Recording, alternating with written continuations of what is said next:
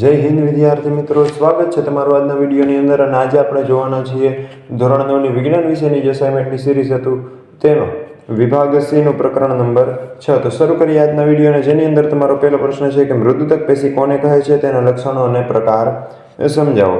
તો મૃદુતક પેશી કોને કહેવાય? તો કે વનસ્પતિમાં સૌથી સામાન્ય સરળ સ્થાયી પેશીના એક પ્રકારને મૃદુતક પેશી કહે છે, જેના લક્ષણો છે કે એના કોષો જીવંત હોય, મૃદુતક પેશી પાતળી કોષ દિવાલવાળા સરળ કોષોની બનેલી છે। ત્રીજું છે કોષો સામાન્ય રીતે શિથિલ ગોઠવણી ધરાવતા હોવાથી કોષો વચ્ચે આંતરકોષીય અવકાશ રહેલો હોય છે। ચોથું છે કોષોના કોષરસની અંદર મોટી રસધાની હોય છે। પાંચમું, કોષો અનુપ્રસ્થ છેદમાં ગોળાકાર અને આયામ છેદમાં લંબચોરસ હોય છે। ત્યાર પછીનું છઠ્ઠું લક્ષણ છે ઓછા પ્રમાણમાં વિશિષ્ટકરણ પામેલી પેશી છે। આ પ્રકાર છે મૃદુતકના કોષો હરિત દ્રવ્યયુક્ત હરિતકણ ધરાવતા હોય તો તેને હરિત કણોતક કહે છે અને તે પ્રકાશ સંશ્લેષણનું કાર્ય કરે છે। અને જલીય વનસ્પતિઓમાં ખૂબ જ મોટા હવા કોટરો એટલે વિશાળ વાયુ કોટરો ધરાવતી મૃદુતક પેશી આવેલી છે। આ પ્રકારની મૃદુતકને વાયુતક પેશી કહે છે અને તે જલીય વનસ્પતિઓને તરવા માટે તારક બળ આપે છે। ત્યાર પછીનો પ્રશ્ન છે દૃઢોતક પેશીના જે રચના છે અને કાર્ય છે સમજાવવાનું। તો મૃત કોષો ધરાવતી સરળ સ્થાયી પેશીને દૃઢોતક પેશી કહે છે। એનું સ્થાન છે પ્રકાંડમાં, વાહિપુલની નજીક, પર્ણોની શિરાઓમાં તેમજ બીજ અને ફળોની કઠણ છાલમાં। નાળિયેરની જે રેસાયુક્ત છાલ હોય છે એ દૃઢોતક પેશીની બનેલી છે।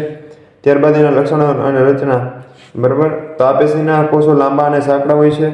બીજું, આ કોષોની પ્રાથમિક દિવાલ પર લિગ્નિનનું સ્થૂલન એટલે કે જમાવટ હોય છે। ત્રીજું, કોષોની દિવાલ જાડી હોય છે। અને ચોથું, કોષો વચ્ચે આંતરકોષીય અવકાશ હોતો નથી। અને છેલ્લું કે એના કોષો હોય છે એ મૃત હોય છે।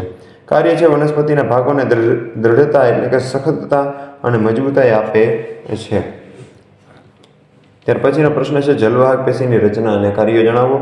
તો વનસ્પતિમાં પાણી અને દ્રાવ્ય ખનિજ ક્ષારોનું મૂળથી પર્ણ સુધી વહનનું કાર્ય કરતી જટિલ સ્થાયી પેશીને જલવાહક પેશી કહે છે। એની રચના કે જલવાહક પેશીના બંધારણમાં 4 ઘટકનો સમાવેશ થાય। પહેલું છે જલવાહિની, બીજું જલવાહિની, ત્રીજું જલવાહક મૃદુતક અને ચોથું છે જલવાહક તંતુઓ એટલે કે દૃઢોતક। તો જલવાહિની અને જલવાહિનીની સંરચના જાલિકાકાર હોય છે। જલવાહિની અને જલવાહિની પુખ્ત હોય ત્યારે આ કોષોની કોષ દિવાલ જાડી હોય છે।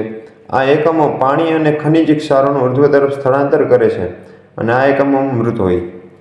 જલવાહક મૃદુતક જલવાહક પેશીનો એકમાત્ર જીવંત ઘટક છે અને તે ખોરાકનો સંગ્રહ કરે છે તેમજ પાર્શ્વ બાજુએ કિનારી તરફ પાણીના સંવહન કરવામાં મદદરૂપ થાય છે। જલવાહક તંતુઓ મુખ્યત્વે મજબૂતાઈ અને આધારોતકના કાર્યમાં મદદરૂપ છે। ત્યાર પછીનો જે તમારો પ્રશ્ન છે રેખિત અને અરેખિત સ્નાયુના તફાવત। તો જે રેખિત સ્નાયુ હોય એ અનૈચ્છિક સ્નાયુ પેશી છે, જ્યારે રેખિત સ્નાયુ છે એ ઐચ્છિક સ્નાયુ પેશી છે, જ્યારે અરેખિત છે એ અનૈચ્છિક સ્નાયુ પેશી છે। હવે રેખિત સ્નાયુ છે તેમાં ક્રમશઃ રીતે ગોઠવાયેલા ઘેરા અને આછા પટ્ટા હોય, જ્યારે અરેખિકની અંદર ઘેરા અને ઝાંખા પટ્ટાનો અભાવ હોય છે। ત્યારબાદ રેખિત છે એની રચના કરતા કોષો લાંબા અને નળાકાર તંતુ જેવા હોય અને અરેખિત છે એમાં રચના કરતા કોષો લાંબા હોય, બંને છેડાણી ત્રાકાકાર હોય છે। ત્યારબાદ રેખિત છે તો એ સ્નાયુ તંતુ બહુકોષ કેન્દ્રીય હોય અને અરેખિતમાં સ્નાયુ તંતુ એક કોષ કેન્દ્રીય હોય। ત્યારબાદ રેખિત છે એ હાડકા સાથે ચોટેલા હોવાથી તેને કંકાલ સ્નાયુ પેશી પણ કહે અને અરેખિત છે તેને સરળ સ્નાયુ પેશી પણ કહે છે। ત્યારબાદ રેખિત છે તે હાથ પગના હલનચલન સાથે સંકળાય, જ્યારે અરેખિત છે અન્નનળીમાં ખોરાકના વહન, રુધિર વાહિનીમાં રુધિર પ્રવાહના વહન સાથે સંકળાયેલ છે।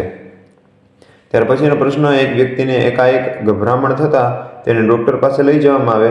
ડૉક્ટર તેના નાડીના ધબકારા અને દબાણ માપી હાઈ બ્લડ પ્રેશરનું નિદાન કરે। તો આપણે નીચેના પ્રશ્નોના જવાબ આપવાના છે, જેમાં પહેલો પ્રશ્ન, હાઈ બ્લડ પ્રેશરમાં કઈ પેશી વધારે કાર્યરત હોય? તેમાં હૃદ સ્નાયુ પેશી, જેને આપણે હૃદ સ્નાયુ પેશી કહીએ છીએ, તે વધારે કાર્યરત હોય। આ સ્થિતિમાં કઈ પેશીનો પ્રવાહ ઝડપી બને? તો એમાં રુધિર પેશીનો પ્રવાહ ઝડપી બને। તો શું આ સ્થિતિ શરીર માટે નુકસાનકારક છે? તો કે હા ભાઈ, આ સ્થિતિ છે એ શરીર માટે નુકસાનકારક છે। તો મિત્રો, આપણું જે ચેપ્ટર હતું થાય છે અહીં પૂરું। આપણે જલ્દીથી જ એક નવા વિડીયો સાથે મળીશું। ત્યાં સુધી બધાને જય હિન્દ।